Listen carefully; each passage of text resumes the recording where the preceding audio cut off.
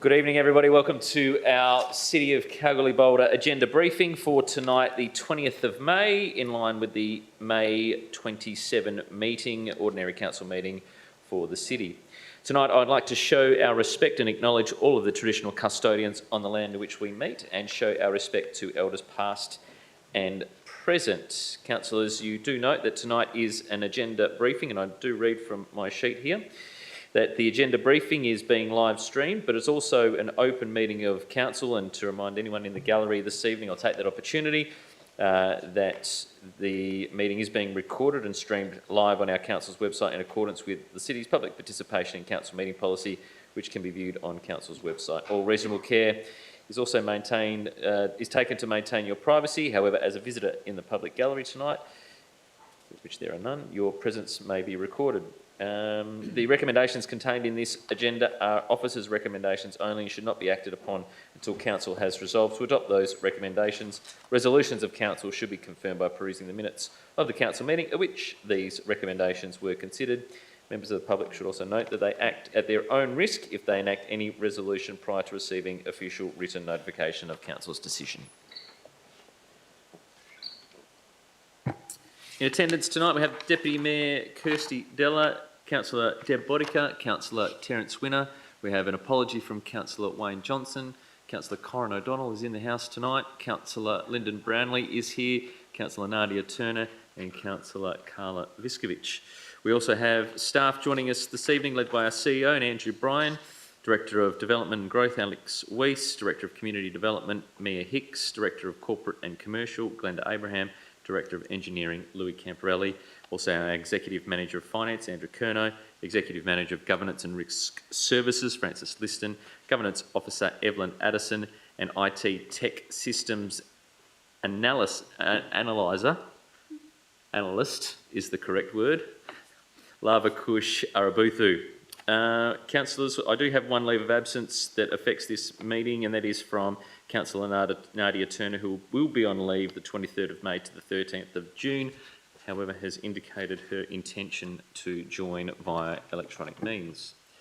As tonight is a information evening and an agenda briefing, there is no decisions being made this evening, so those declaring financial interests may remain in the room. I have 2 financial interests so far. Councillors, any further financial interests due to come forward? Any impartialities? Any proximities? Thank you. We have one from Councillor Terence Winner in relation to item 15.1.1, rates concession application on page 19 of your agenda. He is employed by one of the applicants, and also a financial interest from myself for item 15.3.1, the annual grant program on page 92 of your agenda. It's a financial, and I have a paid role with an applicant. This evening we do take the opportunity to hear from our directors and also managers in relation to the reports presented and also the items presented. And Mr. CEO, reports of committees, the Strategic and General Purpose Committee minutes from 14.11, the Corporate Performance Reporting. Mr. CEO.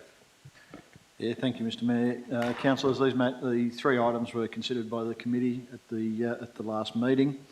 Item 14.11 deals with the corporate business plan actions. A status report was provided against those, and there was also a second part to that, which was to amend the corporate business plan to add an additional action item. So those were discussed at the committee. The additional action item was the public health plan, including that in there for regular reporting. Happy to take any questions, Mr. Mayor. Any questions, councillors? None on 14.11. 14.12, Mr. CEO. Yeah, thank you, Mr. Mayor. 14.12 was an amendment to a policy, which is the record-keeping policy.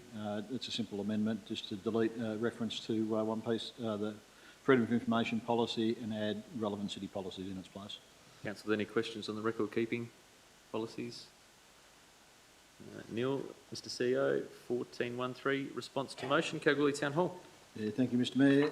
This was a request that came back through from Council to have a look at options to better activate the Town Hall.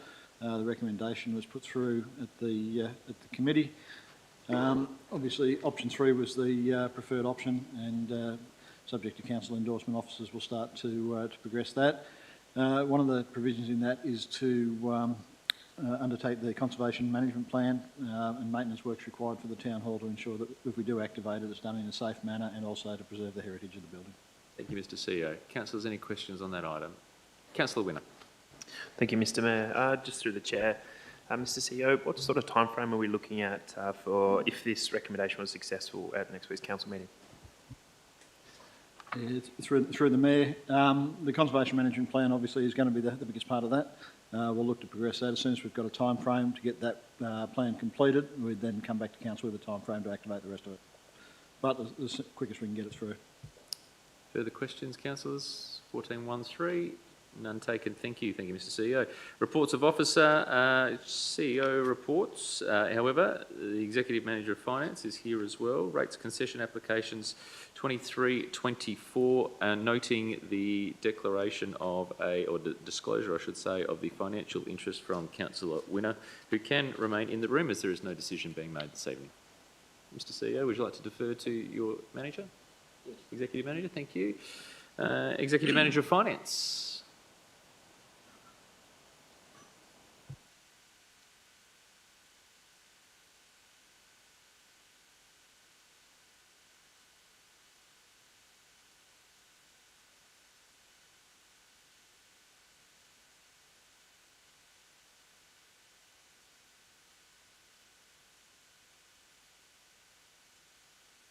Just on the stream, we'll just grab another mic for the Executive Manager of Finance. I think it's all clear now. Go ahead. Yep, go ahead.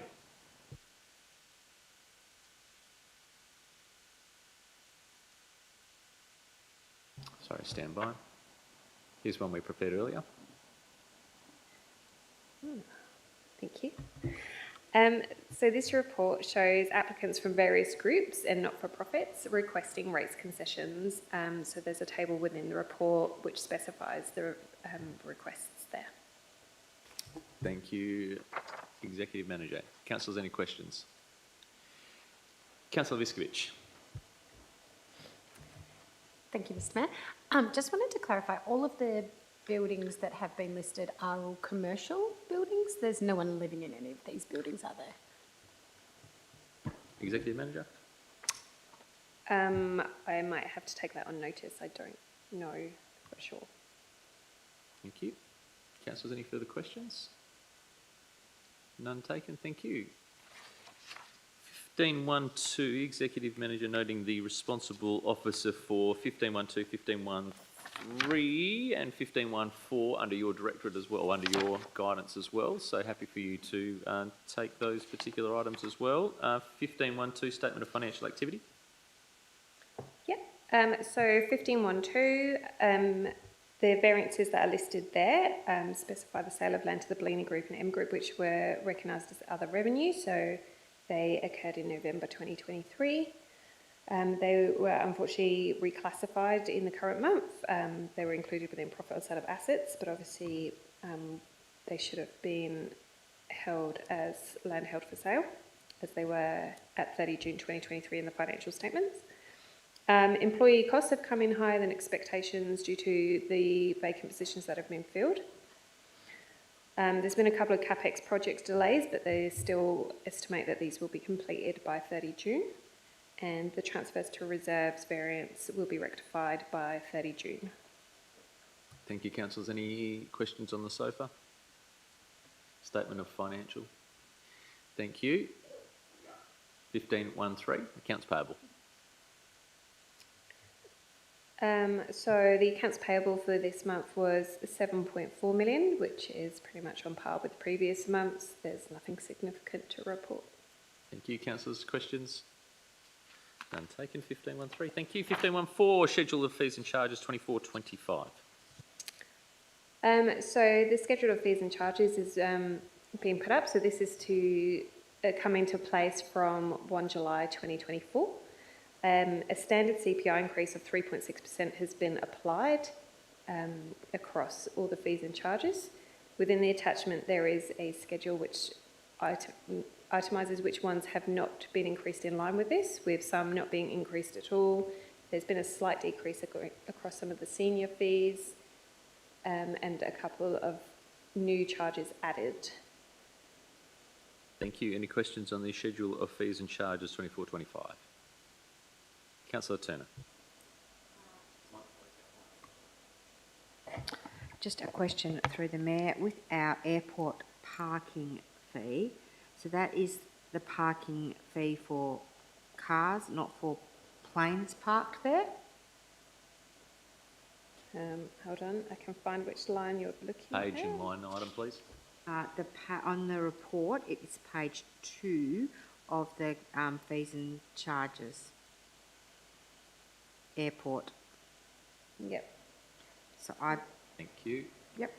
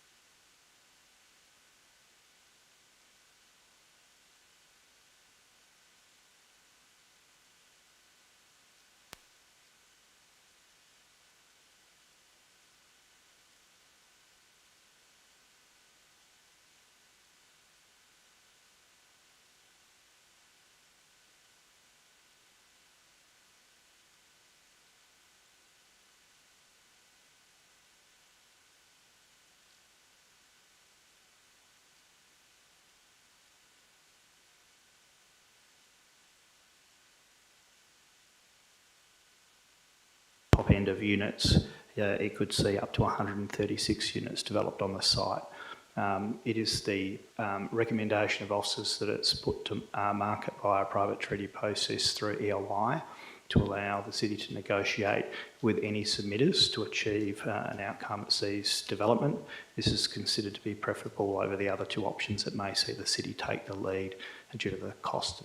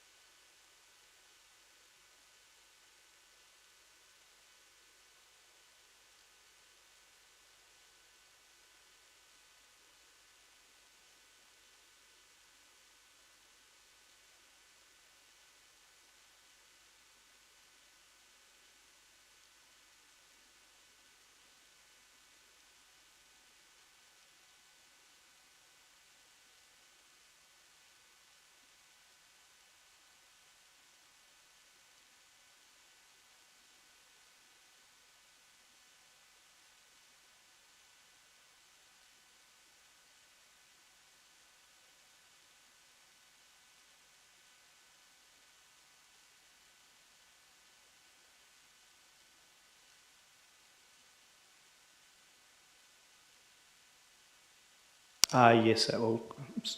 Sorry, Mayor, that got a bit loud. That report will come to council likely in June. Thank you. No further questions, councillors. Thank you. 15.2.4, change of use to operate a commercial laundromat at lot 50 Forest Street, Kalgoorlie. Thank you, Mayor. Under the city scheme, the proposed change of use from warehouse to light industry is an A use, meaning it requires advertising and delegations are not extended to the CEO. Determine applications that require advertising, hence the application is presented for council for consideration. The application has been assessed against the scheme and found to be suitable and is recommended for approval. Thank you, Director. Any questions, councillors? Deputy Mayor. Thank you. Through the Mayor, just wondering if there's any other commercial laundromats in that same area currently, previously operated or not? Yes, there was one operated in the general area, although that's not a valid planning consideration from in terms of determining the application. Thank you. Councillors, any further questions?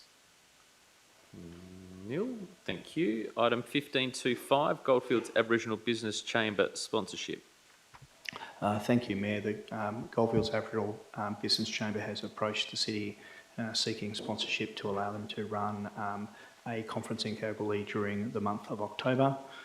The application, so they're hoping to this to be a pilot or a test case for a national Indigenous business conference, hopefully with a global reach. The application has been assessed, has been found to be compliant with the city's sponsorship policy, and it's recommended that council consider approving $35,000 in cash sponsorship and $22,500 in kind sponsorship to support the event. Thank you, Director. Councillors, any questions? Councillor Turner. Yes, through the Mayor, I think we had a brief discussion. The in-kind support of $22,000, can we break it down a little, not in detail of exact amounts, but exactly what that is? Understand that they're a very small organisation themselves and they may require significant help, not just in cutting down fees and covering fees and stuff. What will our staff at the Arts Centre be perhaps doing? Thank you, Councillor. While we haven't gone into detailed analysis of what the in-kind would be, it is outlined in the recommendation in terms of how we intend to, calculate and cap that in-kind contribution. So the amounts will be allocated to venue hire, and the remaining component not allocated to venue hire will be used for staff expenses. That's staff expenses will be charged on an hourly rate to determine what the cap is. So there will be a cap on the city's contribution. We'll have discussions and liaise with the chamber and the event or conference organiser to determine the best usage of the remaining in-kind funding that's not allocated to venue hire fees. Councillor Turner, follow up? And just a follow-up question. So if they're charged hourly rate for anything above that, that will be by negotiation and they'll cover those costs? No, the costs will be allocated to the in-kind amount for our staff, and so what we'll do is we'll have a discussion around how they'd like to utilise that remaining in-kind component and come to an agreement before the conference starts. So there's clarity in terms of roles and responsibilities and what the city sponsorship covers. Thank you. Any further questions? Councillor Winner? Thank you, Mr. Mayor. Just through the Mayor, Director, it states in the application that the applicant is looking for the CKB to sponsor the gala dinner for the event, which is the $35,000 cash and in-kind contribution. So it's for a very specific section of this conference. Do we know if the other funding, given the significant costs associated with this entire conference, has been confirmed at this point in time?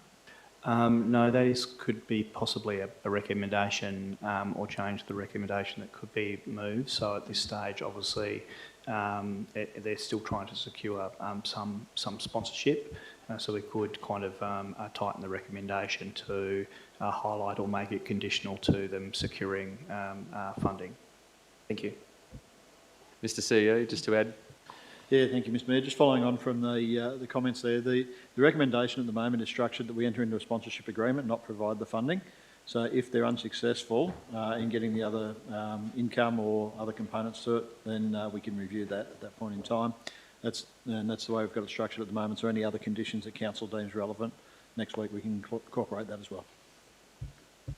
Thank you, Mr CEO. Councillor O'Donnell. Thank you, Mr Mayor. I've got my back to the director, so part of it I could have missed out on. If people want like large amounts of money, $35,000, and in kind they say what they need that for, but the $35,000, do they break that down as to what they want to actually specifically utilise that money for? Director. Not just for this, but for others as well? It depends on the individual application, councillor and mayor. Sometimes applicants will be quite specific in terms of their planned utilisation of city funds and what they're asking the city and council to sponsor. In this particular instance, you can see a full application attached to the report as a confidential attachment that shows you the planned conference expenditure and income. At this stage, and given the proposed expenditure or the total expenditure for this event, it's not probably considered appropriate to try and allocate the city's funds towards a specific portion, apart from obviously to note that we will be a significant sponsor of the conference. Thank you. Councillor Brownlee. Thank you, Mr Mayor. Director Weiss, do we have an idea as to how many local businesses that are Aboriginal owned and operated will be involved, or both involved and engaged in this particular conference? Thank you, councillor. Look, at this stage, no. It is obviously quite early. The sponsorship proposal and is kind of, as I mentioned, attached. That could be if council had some particular direction that they would like considered or included, we could address that through the sponsorship agreement to provide some clarification around the expectations that come with city sponsorship of this level. Thank you, Director. Any other further questions, councillors? No, thank you. Item 15.26, proposed amendment to local planning scheme number 2, lot 4565, Broadwood Street, Broadwood. Thank you, Mayor. The City has received an application to commence a scheme amendment process for a specific lot as outlined in the report in Broadwood, lot 4565. The lot and area is currently zoned mixed use. In mixed use, workforce accommodation is an X use.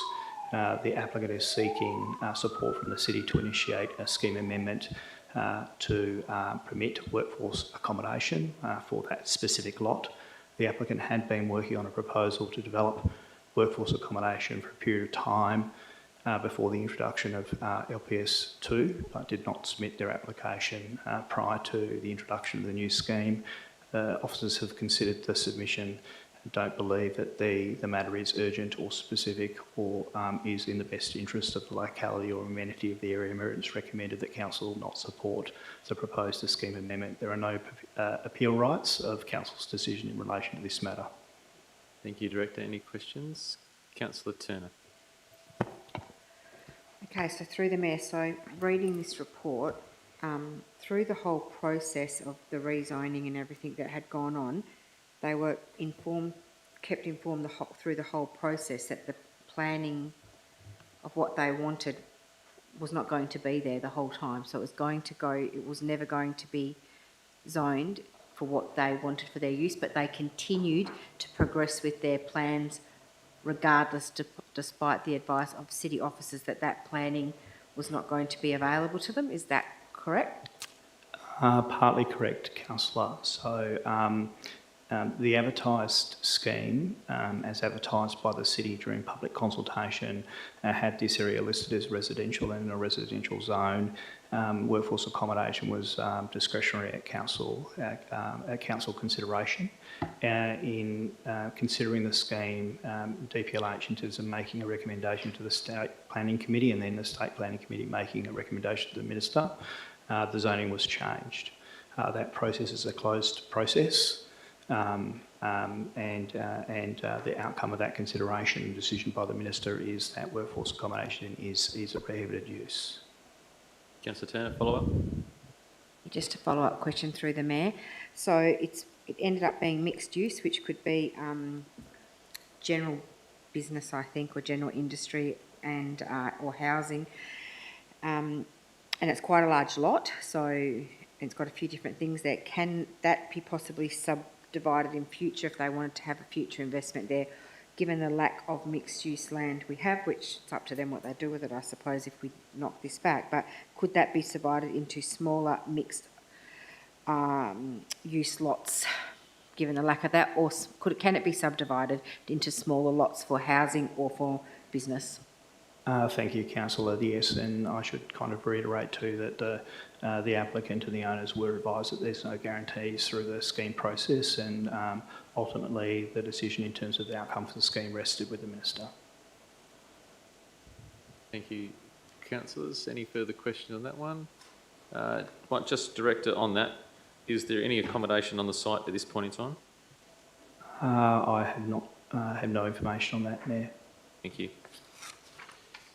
1527, change of use to operate a motel at lot 2766 Throstle Street, Somerville, 6430. Thank you, Mayor. This is another proposed change of use in the scheme from an office use proposing to go to a motel use. In the scheme, it is a discretionary use and therefore requires advertising and consideration by council.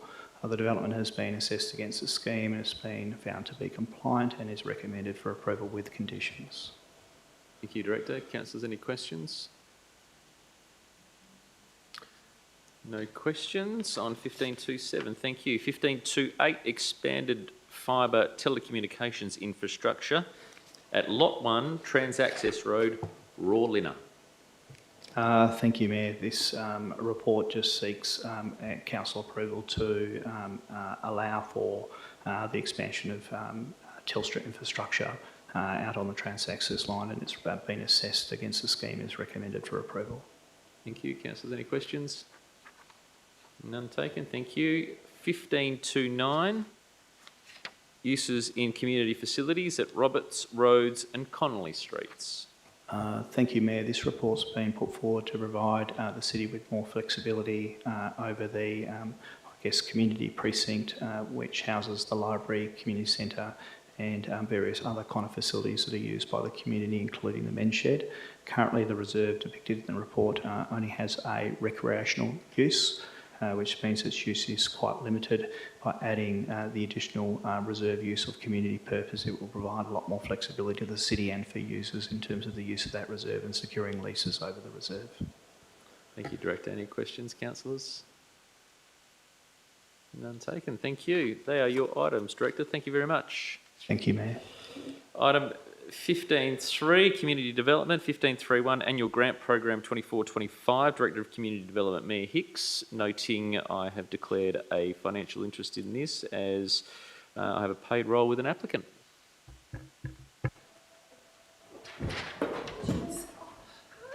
Sorry, workplace health and safety issue. Sorry about that. I'm good, thank you. Okay. Thank you, Mr. Mayor. I'm here to speak to Council today on the annual grant program for 2024-25. The annual grant program provides one-off grants and 3-year service agreements for not-for-profit community groups in our community and focuses on community development initiatives, capital work projects, and events or activities. The report outlines the details of the new applications submitted. We're requesting a total amount of new funding of $160,247.33. And that's all. The Eastern Goldfields Talent Development Centre, is that... The Mayor, they've just rebranded from the Goldfields Sports Development Network, Councillor, which you might recall that has been in our community for several years. So firstly, referring to Councillor O'Donnell's question, applicants under that project What we've recommended to council is that any activities that are being proposed under this application that we are already funding through the club development program or other funding over 3 years, which is a reduction from the Is listed as a not-for-profit, but also has a commercial not-for-profits. How do we distinguish that only their not-for-profit part uses the money that council gives them? Our organisation has 2 separate AB. Thank you. Further questions? Councillor Winner. Thank you, Mr. Mayor. Just through the Mayor. Director, I noticed we had 11 applicants come through this year. Is that down or slightly up on previous years? Sorry, can you please repeat the question? Yep. I noticed we've had 11 applicants come through this year. I just wanted to... Councillor Winner, and get back to you on some stats on the past applicants and number. For the 24-25 budget based on the annual grant program as well as the... Sorry, Councillor O'Donnell. Thank you, Mr. Mayor. Same as similar to a state of creativity, 64,000 cash. Do they stipulate? Through the Mayor, as the CEO has indicated previously, we will work with the applicants in terms of the KPIs outlined in their grant agreement. So if the funding is unsuccessful for the leveraging, then we will not be able to proceed with our funding, as an example. Councillor O'Donnell. And one plus a business operating both, and is a conflict of interest with that business. Director. Thank you. We will investigate that further and look into that as part of our guidelines moving forward. Thank you. Councillors, any further questions? Councillor Brown. For the Royal Life Saving WA application, just under the goals, statistics are quite high. Aboriginal children drowning in Western Australia. Given that application has stated here in developing community role models, is there something a little more tangible or more clear that they could provide, given that the city is spending money on this and it is categorised at a program that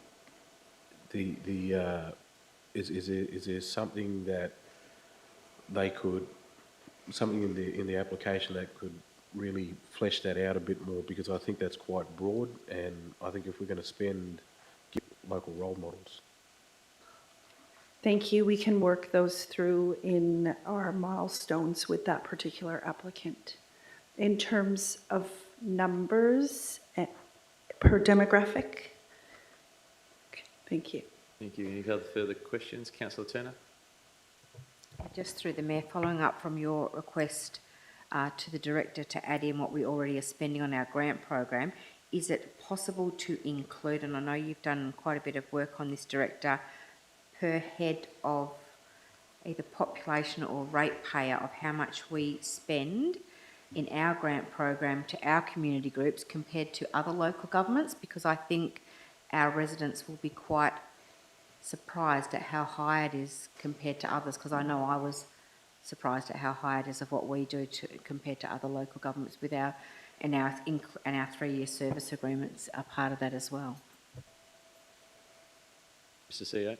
Yeah, thank you. Through the Mayor, there's a bit of a challenge in that because every council accounts for it differently. Some have got sponsorship agreements, some of it have grants, some of it provide just in kind. So to actually get a comparison figure would be hard.